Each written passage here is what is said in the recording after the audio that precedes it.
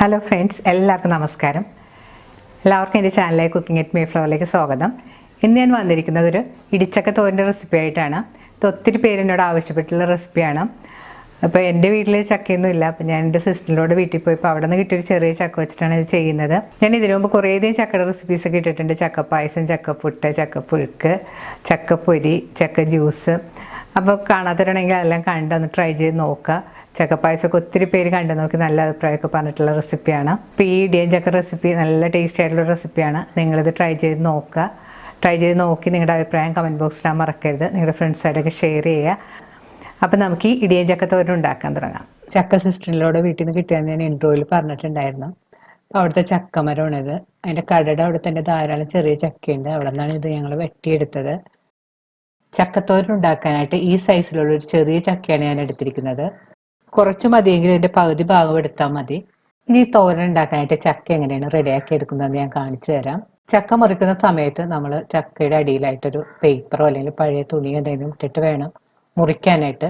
ഈ ചക്കയുടെ അകത്തുനിന്നൊരു വെള്ള കളറിലൊരു ചറം പോലത്തെ സാധനം വരും. അത് വീണ് കഴിഞ്ഞിട്ടുണ്ടെങ്കിൽ എല്ലായിടത്തും ഒട്ടിപ്പിടിക്കും. അപ്പം നമ്മളിത് മുറിക്കുന്നതിന് മുമ്പ് കത്തിയിലും കയ്യിലും ഒക്കെ കുറച്ച് എണ്ണ തടവിയിട്ട് വേണം നമ്മൾ മുറിക്കാനായിട്ട്. ഇനി ഇത് നമുക്ക് ഒരു പേപ്പറോ തുണിയോ ഒക്കെ ഉപയോഗിച്ച് ഒന്ന് തുടച്ചു മാറ്റാം. ഇനി ചക്ക കഷ്ണങ്ങളായിട്ട് മുറിച്ചെടുക്കണം. മുറിച്ചെടുത്താൽ മാത്രമേ നമുക്ക് തൊലി കളയാൻ എളുപ്പമായിരിക്കുള്ളൂ. മുഴുവനോട് തൊലി കളയാനായിട്ട് ബുദ്ധിമുട്ടായിരിക്കും. ഇതുപോലുള്ള കഷ്ണങ്ങളായിട്ട് മുറിച്ചെടുത്താൽ മതി. ചക്കത്തോരൻ നമുക്ക് വളരെ എളുപ്പത്തിൽ ഉണ്ടാക്കിയെടുക്കാൻ പറ്റുന്നതാണ്. പക്ഷേ ഈ ചക്ക ഇത്തിരി ക്ലീൻ ചെയ്തെടുക്കുന്ന കാര്യം മാത്രമേ നമുക്ക് ഒത്തിരി ബുദ്ധിമുട്ടുള്ളൂ. പക്ഷെ ഇതുപോലെ ചെയ്യുകയാണെങ്കിൽ നമുക്ക് വളരെ ഈസി ആയിട്ട് ചെയ്തെടുക്കാൻ പറ്റും. ചക്കയെല്ലാം ഇതുപോലെ ചെറിയ കഷ്ണങ്ങളായിട്ട് മുറിച്ചെടുത്തിട്ടുണ്ട്. ഈ ചക്കയുടെ നടുഭാഗത്തുള്ള ചറമെല്ലാം ഒരു പേപ്പറോ അല്ലെങ്കിൽ ഒരു തുണിയോ ചകിരിയോ വെച്ചിട്ടൊന്ന് തുടച്ച് കളയണം. ചറമെല്ലാം തുടച്ചു മാറ്റിയതിന് ശേഷം ഇതിൻ്റെ തൊലിയൊന്ന് കത്തി ഉപയോഗിച്ച് മുറിച്ച് മാറ്റാം.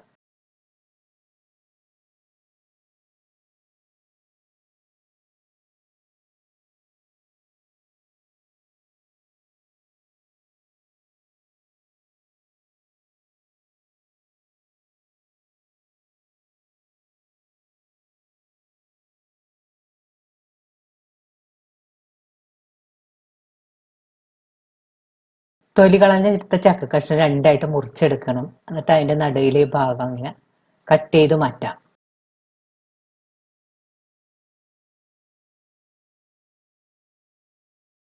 ഈ കഷ്ണങ്ങൾ വീണ്ടും കത്തി ഉപയോഗിച്ച് ചെറിയ കഷ്ണങ്ങളായിട്ട് മുറിച്ചെടുക്കണം. ഇതുപോലെ തന്നെ എല്ലാ കഷ്ണങ്ങളും നമുക്ക് തൊലി കളഞ്ഞ് അതിൻ്റെ നടുഭാഗം മുറിച്ചെടുക്കണം.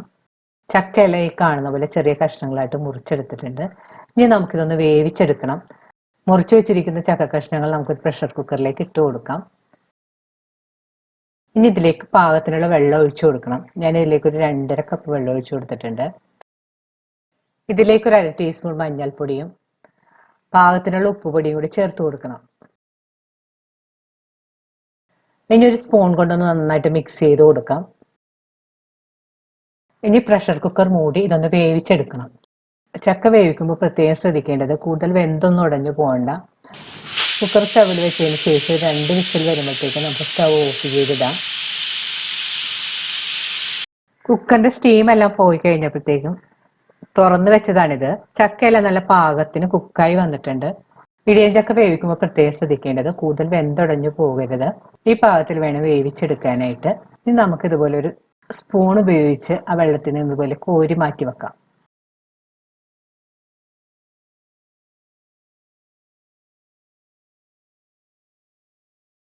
ഇനി ഇത് കുറച്ച് സമയം തണുക്കാനായിട്ട് മാറ്റി വെക്കാം. ഇനി ചക്ക കഷ്ണങ്ങൾ നമുക്കൊന്ന് ചതച്ചെടുക്കണം. ഞാനിവിടെ ഇതുപോലുള്ള കല്ല് ഉപയോഗിച്ചാണ് ചതച്ചെടുത്തിരിക്കുന്നത്. നിങ്ങളുടെ കയ്യിൽ കല്ലൊന്നും ഇല്ലെങ്കിൽ മിക്സിയിലിട്ട് കുറേശ്ശെയായിട്ട് ചതച്ചെടുത്താൽ മതി.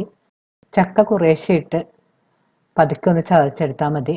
കൂടുതലിട്ട് ചതക്കുകയൊന്നും വേണ്ട. മിക്സിയിലാണെങ്കിലും കുറച്ചിട്ടിട്ട് നമ്മളൊന്ന് പതുക്കെ കറക്കിയെടുത്താൽ മതി. കൂടുതൽ അരഞ്ഞു പോകരുത്. കുറേശ്ശെ ഇട്ട് ഇതുപോലെ ചതച്ചെടുത്തതിന് ശേഷം ഒരു പ്ലേറ്റിലേക്ക് മാറ്റി വെക്കാം. ചക്കയെല്ലാം ചതച്ച് റെഡിയാക്കി വെച്ചിട്ടുണ്ട്. ഇനി ഇത് നമുക്കൊരു അരപ്പുണ്ടാക്കണം. അതിനുള്ള ഇൻഗ്രീഡിയൻസ് ആണിത്.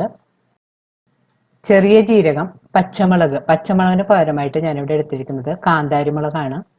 കാന്താരിമുളക് ഇല്ലെങ്കിലും പച്ചമുളകാണെങ്കിലും നമുക്ക് ഉപയോഗിക്കാം. പിന്നെ വേണ്ടത് 3 അല്ലി വെളുത്തുള്ളി, 3 അല്ലി ചെറിയ ഉള്ളി, മഞ്ഞൾപ്പൊടി, മുളക് പൊടി, തേങ്ങാപ്പീര ഞാനിവിടെ 2 കപ്പ് തേങ്ങാപ്പീര എടുത്തിട്ടുണ്ട്. തേങ്ങയുടെ അളവ് നിങ്ങളുടെ പാകത്തിനനുസരിച്ച് എടുക്കാം. മിക്സിയുടെ ഒരു വലിയ ജാറിലേക്ക് എടുത്തു വെച്ചിരിക്കുന്ന എല്ലാ ഇൻഗ്രീഡിയൻസും ഇട്ട് കൊടുക്കാം.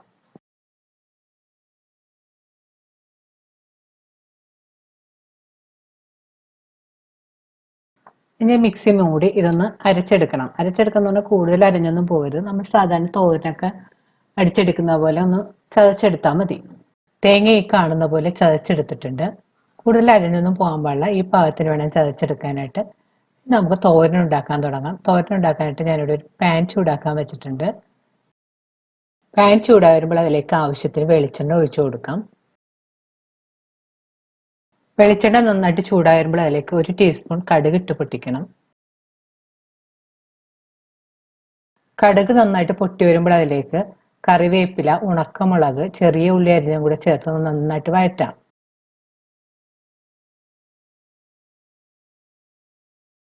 ഉള്ളിയൊക്കെ നന്നായിട്ട് മൂത്തിൽ ചെറിയ ബ്രൗൺ കളറായി വരുന്നവരെ വഴറ്റി കൊടുക്കണം. ഇനി ഇതിലേക്ക് ചതച്ച് വെച്ചിരിക്കുന്ന അരപ്പും കൂടി ഇട്ട് കൊടുക്കാം.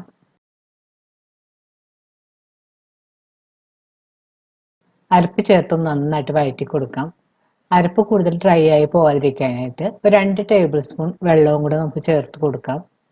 അതിനുശേഷം വീണ്ടും ഒന്ന് നന്നായിട്ട് വഴറ്റി കൊടുക്കാം. ഇനി ഇതിലേക്ക് വേവിച്ച് വെച്ചിരിക്കുന്ന ചക്കയും കൂടി ചേർത്ത് നന്നായിട്ട് മിക്സ് ചെയ്ത് കൊടുക്കാം. ചക്ക ചേർത്തതിന് ശേഷം നന്നായിട്ട് സ്പൂൺ കൊണ്ട് മിക്സ് ചെയ്ത് യോജിപ്പിക്കണം.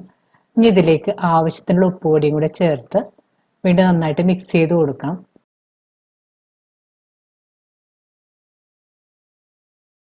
ചക്ക ചേർത്തതിന് ശേഷം ഒരു 5 മിനിറ്റ് സ്റ്റവിൽ വെച്ച് നന്നായിട്ട് മിക്സ് ചെയ്ത് യോജിപ്പിക്കണം. ഇപ്പോൾ ചക്കത്തോരൻ പാകമായിട്ടുണ്ട്. ഇനി ഇതിൻ്റെ പുറത്തേക്ക് കുറച്ച് കറിവേപ്പില ഒന്ന് കൈകൊണ്ട് നിരട്ടിയിട്ട് ഇട്ട് കൊടുക്കാം. കുറച്ച് പച്ച വെളിച്ചെണ്ണയും നമുക്കിതുപോലെ ഒഴിച്ചു കൊടുക്കാം. പച്ച വെളിച്ചെണ്ണയും വേപ്പിലേക്ക് ഇങ്ങനെ ചേർക്കുമ്പോഴത്തേക്കും നല്ലൊരു ടേസ്റ്റ് ആയിരിക്കും. അതിന് ശേഷം ഒന്ന് പതുക്കെ മിക്സ് ചെയ്ത് കൊടുക്കാം. ഇപ്പോൾ നമ്മുടെ രുചികരമായ ഇടിയൻ ചക്കത്തോരൻ റെഡിയായി കഴിഞ്ഞ്. ഈ ചക്കത്തോരൻ നല്ല മീൻകറിയുടെ കൂടെയും നല്ല ഇറച്ചിക്കറിയുടെ കൂടെയൊക്കെ കൂട്ടി കഴിക്കാൻ വളരെ നല്ലതാണ്. അല്ലെങ്കിൽ തന്നെ നമുക്ക് വെറുതെ തിന്നാനും നല്ലതാണ്. നിങ്ങളിത് ട്രൈ ചെയ്ത് നോക്കുക. വീണ്ടും ഇതുപോലെ നല്ല റെസിപ്പിയായി നമുക്ക് കാണാം. താങ്ക്